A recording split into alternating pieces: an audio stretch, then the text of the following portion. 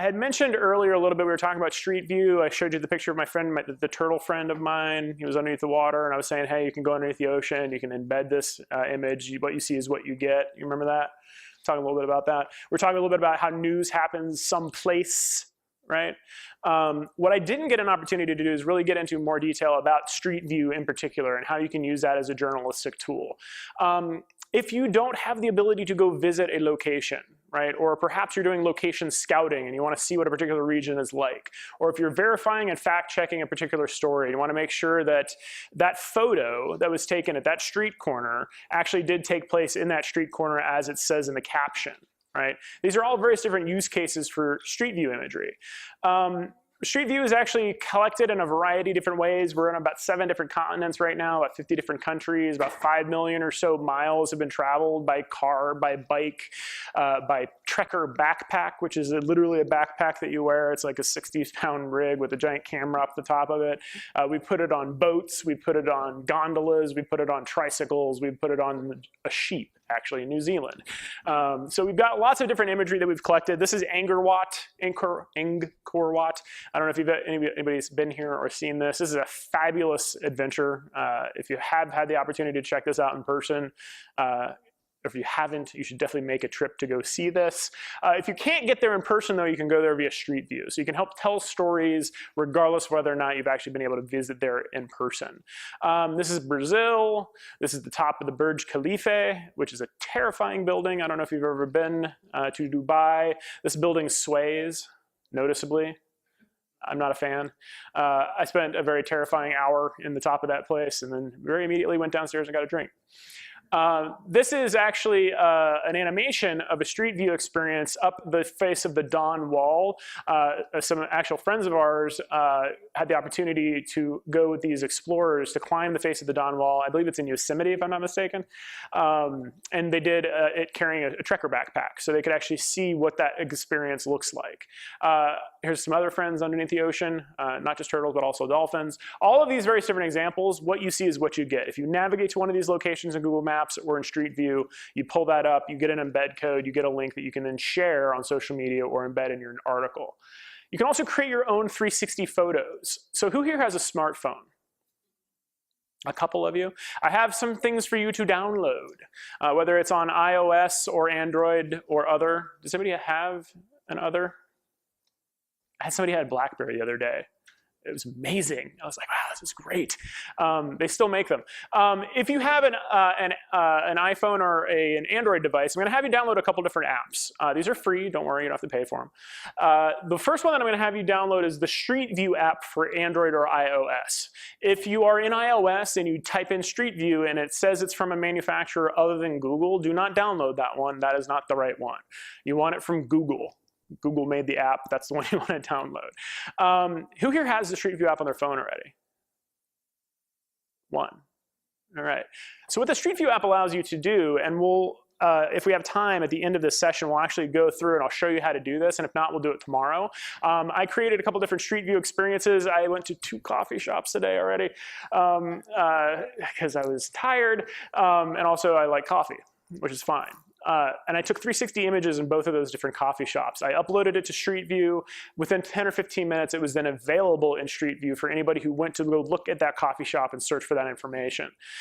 This is a feature within Street View that you can use as a journalist. So wherever you're located, wherever stories are breaking, you can take a 360 image using your phone. Now, it's not going to be as high quality as if you used a 360 camera, but you can tether a 360 camera to your phone also through Street View. So if you have a Samsung Gear VR, or if you have a Nikon Key Mission, or if you have an LG, or any of the other manufacturers that are coming out all up and down the spectrum, which we'll talk about in a little bit, for about 250 bucks or so, you can get a 360, oh, I'm sorry, it's less than that now. They just came out with a bunch of them for iPhone that you just plug into the what am I trying to say? Oh, the new iPhones don't actually have one of those. So if you have an older iPhone and you have a microphone port still or any headphone port, you can plug the thing into that and it'll take it. Otherwise, it fits in the other end. And what is it, the Lightning port? I'm an Android guy. Help me. Lightning? Thunderbolt? Something? Thank you. Lightning. It'll plug into the bottom of that thing and then you can, she's got an Android phone. That's the girl. Yeah. So you can actually use this. It's a little bit of a silly dance, right? So basically what you're doing is you're taking the phone. There's a technique to it, which I'll go into more detail tomorrow. But you basically hold the phone like this, keep your elbows next to your side, and you walk in a circle all the way around. You do it again and get the ground. You do it again and get the ceiling. And then the tricky bit, which I'll show you tomorrow, is how to get your feet out of the shot. There's a bit of a technique to do that, but it just takes practice. You look silly as hell doing it. Let's say that right now. And actually, the shot that I took this morning at the coffee shop, I had some people looking at me in the shot, and they were like, "What are you doing?" You know, you could actually see it. Another feature within Street Views, you can go in, you can blur images after the fact. So if there's somebody's face in there that you want to blur out, you can do that manually. It'll also do it algorithmically after the fact if need be.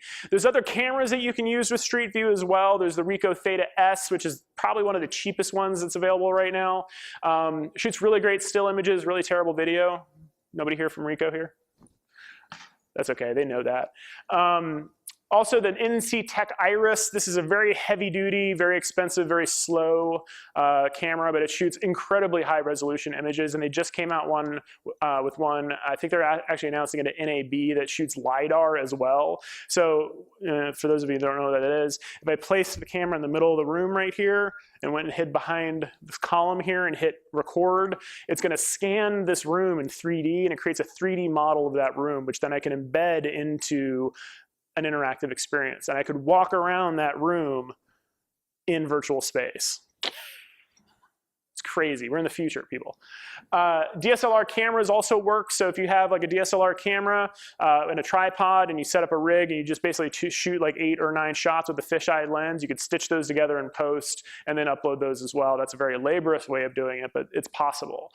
The easiest way, I think, to do it is with your Street View app on your phone. So once I've taken that 360 image, it drops into my contributions section in Google Maps. So if you go to maps.google.com, go to my contributions section, it'll pop up. Does anybody know the name of the coffee shop in the alleyway not too far from us here? I was there this morning. Shortwave, thank you. Excellent. So if I wanted to go to, let's see, maps.google.com. I'm going to go to Shortwave Coffee. Lovely coffee shop.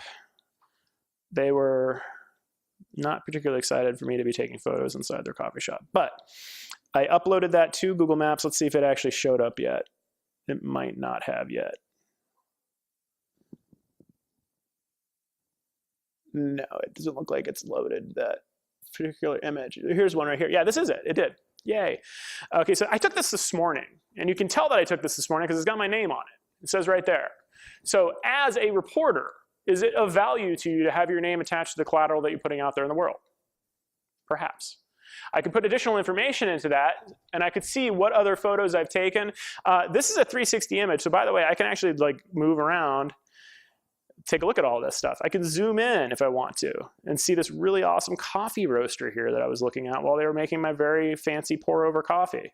And then there's my feet down here, right here.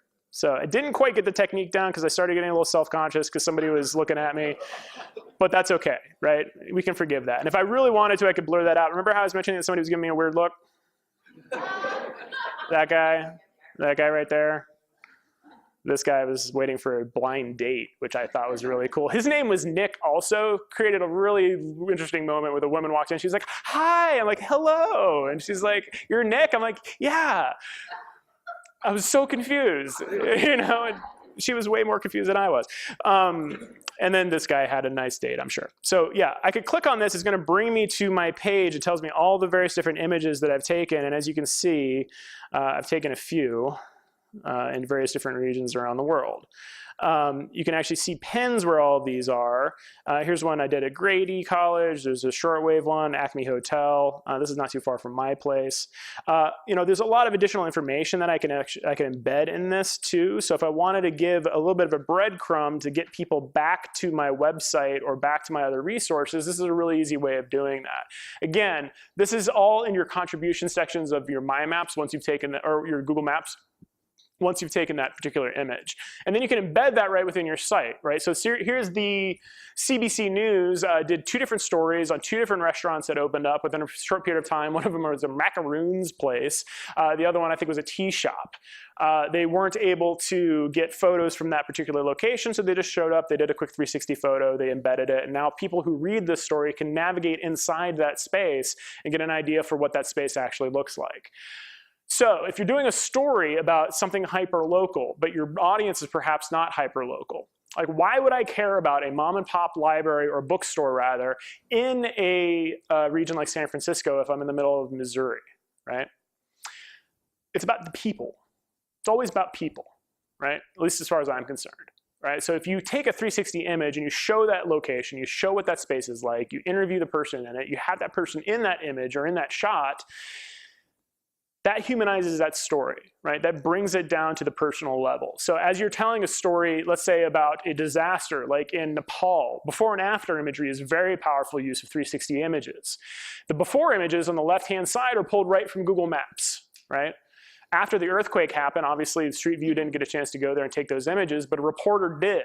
So they went there and shot 360-degree images, or in this case, this was before Street View was available. They just took a series of still images, stitched them together, and then using the Maps API that I was mentioning earlier, created a widget which allowed you to click on one image, and as that image moved, the other one moved with it.